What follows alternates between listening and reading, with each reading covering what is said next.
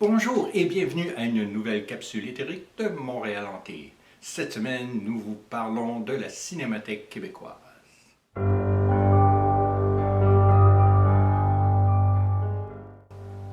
Montréal Hanté offre chaque samedi, en anglais et en français, des capsules sur les phénomènes de hantise et autres phénomènes paranormaux de Montréal et de la région. Pour en savoir plus sur cette organisation fondée par Donovan King, vous pouvez suivre les liens dans la description. Et maintenant, parlons fantômes.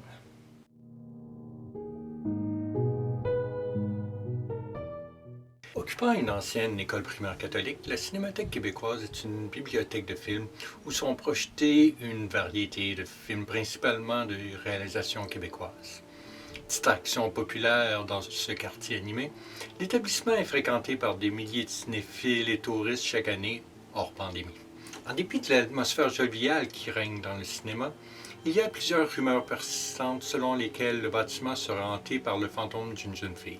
Les concierges ont rapporté l'avoir vu à plusieurs reprises et en 2005, le spectre de la jeune fille a été repéré par une employée dans une des salles de projection, serrant une pile de livres scolaires. Le fantôme serait-il celui d'une des anciennes élèves de l'école? Et si oui, pourquoi hante-t-elle toujours le bâtiment? Mais revenons 100 ans en arrière, aux années folles et au Red Light de Montréal. Le quartier délabré était caractérisé non seulement par de nombreuses maisons closes et prostituées qui travaillaient au coin des rues, mais aussi par une pauvreté endémique et une surpopulation. Loin d'être le meilleur endroit pour élever des enfants, le Red Light était insalubre et dangereux. Non seulement la violence exubérante y était chose normale, mais les enfants les plus âgés, généralement les filles, étaient aussi à risque d'être recrutés par des proxénètes sans scrupules. Les autorités religieuses et la Commission des écoles catholiques de Montréal décident d'intervenir et font construire au cœur du quartier l'école pour garçons Saint-Jacques en 1921. Située au coin des rues Sanguinet et de Montigny, maintenant le boulevard de Maisonneuve, elle est conçue pour servir la paroisse Saint-Jacques. L'année suivante, l'école pour filles Jeanne-Mance est érigée immédiatement à l'est, formant ainsi une petite zone où les jeunes pouvaient se concentrer sur leur éducation plutôt que sur les perpétuelles manigances qui se déroulaient partout ailleurs dans le Red Light. Pour ne donner qu'un exemple, juste au nord se trouvait un des bordels les plus notoires du Canada, au 312 de la rue Ontario, où 80 prostituées travaillaient jour et nuit, se partageant 3 quarts de travail. En opération à partir de la Première Guerre mondiale jusqu'aux années 50, le premier étage du bâtiment comprenait un salon enfumé où l'on pouvait prendre un verre, danser et socialiser. Et les étages supérieurs sont une ruche avec approximativement 80 petites chambres où les Montréalais, touristes et soldats pouvaient recourir à la prostitution. La maison était dirigée par Madame Bob et se trouvait juste en face de la station de police numéro 4. Depuis la fenêtre de son bureau, le commandant pouvait clairement voir la débauche, mais il choisissait généralement de fermer les yeux. Les enseignantes de l'école pour filles Jeanne-Mance tenaient à ce que leurs protégés soient à l'abri de la débauche qui grouillait dans le Red Light et au 312 rue Ontario. Les religieuses étaient très strictes et enseignaient notamment l'écriture, l'histoire et la grammaire, mais aussi le catéchisme, afin de conjurer les pensées pécheresses. Elles étaient connues pour punir les élèves à coups de règles, tout particulièrement si celles-ci écrivaient avec la main gauche, considéré comme sinistre signe du diable. Pendant des décennies, les religieuses instruisent leurs écolières catholiques et doucement, sur les talons de la Seconde Guerre mondiale, le voisinage commence à changer.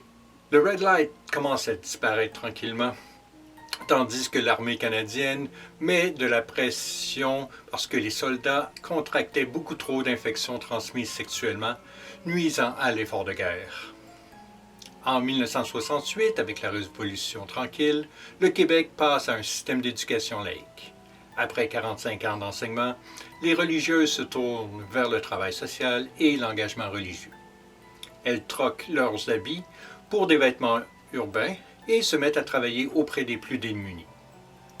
2 d'entre elles continuent à enseigner à l'école, qui accueillait alors une nouvelle clientèle d'itinérants et de personnes dans le besoin.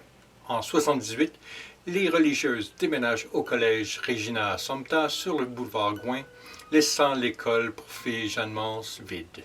En parallèle, la Cinémathèque québécoise est fondée en 1963 avec pour mission de préserver et documenter l'héritage filmographique et télévisuel et le rendre accessible à un public sans cesse croissant et diversifié. Elle accueille une vaste collection de dizaines de milliers de films, émissions de TV, affiches, photos, pièces d'équipement historique, scripts, fichiers de production, livres, magazines, accessoires, costumes et autres artefacts en lien avec l'industrie du film. En 1982, la Cinémathèque québécoise fait l'acquisition de l'ancienne école Jeanne Mance et y déménage. De 1994 à 1997, le complexe est complètement repensé et agrandi par le cabinet d'architectes Saucier et Perrotte, gagnant du prix du gouverneur général pour l'architecture en 1999.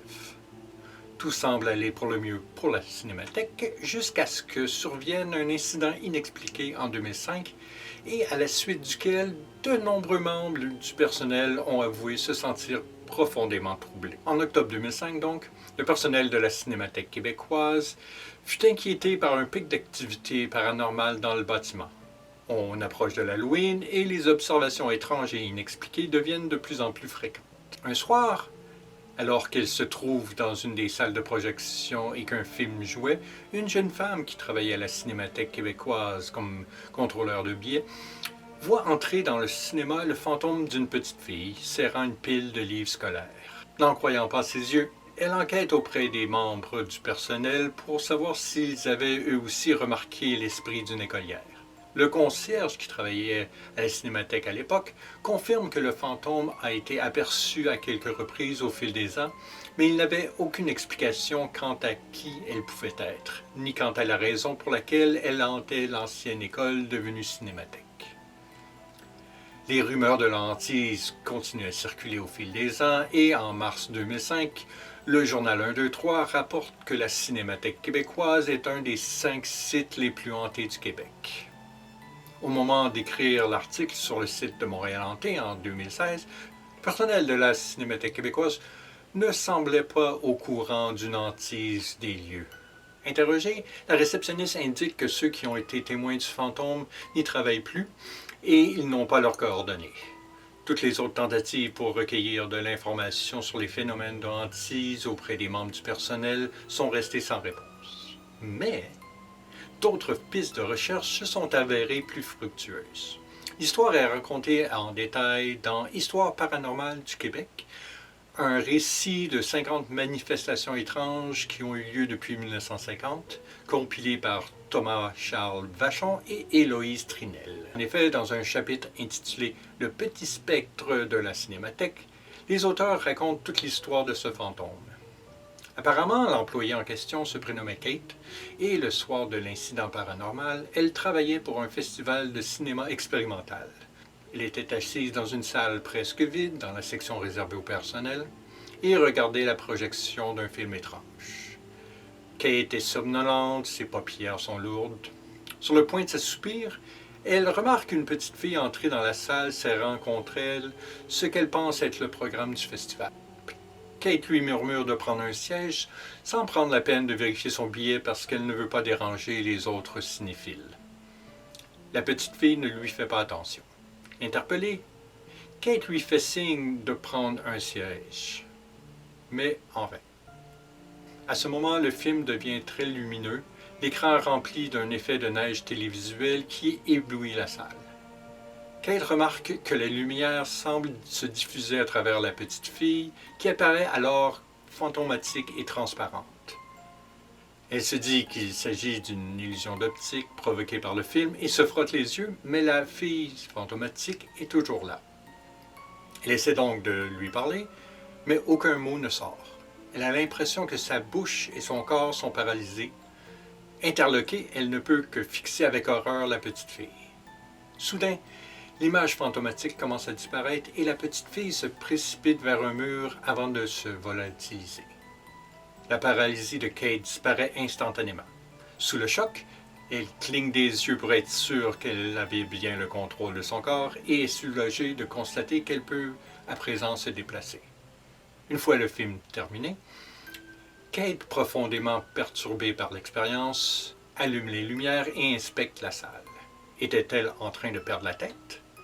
Quand elle aborde le sujet avec une collègue proche, celle-ci lui dit de ne pas s'inquiéter et lui explique qu'il ne s'agit pas là d'un incident isolé. Sa collègue raconte en effet que depuis 1982, date à laquelle la Cinémathèque avait ouvert ses portes dans l'ancienne école Jeanne Mance, le fantôme de l'écolière avait été aperçu à plusieurs occasions, mais uniquement dans la partie du bâtiment agrandi et rénové où l'ancienne école était jadis située. Selon le concierge qui travaillait là-bas, le fantôme de l'écolière avait toujours été vu serrant contre elle une pile de livres scolaires. Kate réalise que ce n'était pas le programme du festival qu'elle portait avec elle, mais un tas de livres. Au cours des semaines qui suivent, elle continue à rechercher des réponses et entend une rumeur selon laquelle la jeune fille serait morte dans un incendie qui avait eu lieu dans l'école pour filles Jeanne Mance. Certaines spéculations veulent que l'incendie ait lieu dans une version plus ancienne de l'école avant que celle-ci ne soit reconstruite dans le Red Light en 1922. Une hypothèse suggère que la jeune fille qui est décédée dans cet incendie était une si bonne étudiante que son esprit est retourné à l'école pour continuer son éducation, quoique ce fût de façon spectrale. La fermeture de l'école et sa rénovation ultime en cinémathèque ont dû lui échapper par contre. Kate fit une découverte surprenante quelques jours plus tard. Alors qu'elle feuillette un livre que les employés utilisent pour se laisser des notes, elle remarque un croquis en 2 pages rempli de notes.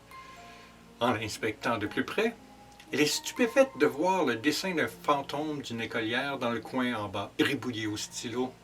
Le dessin fantasmagorique ressemble comme 2 gouttes d'eau au fantôme de la petite fille, jusqu'aux détails des livres scolaires.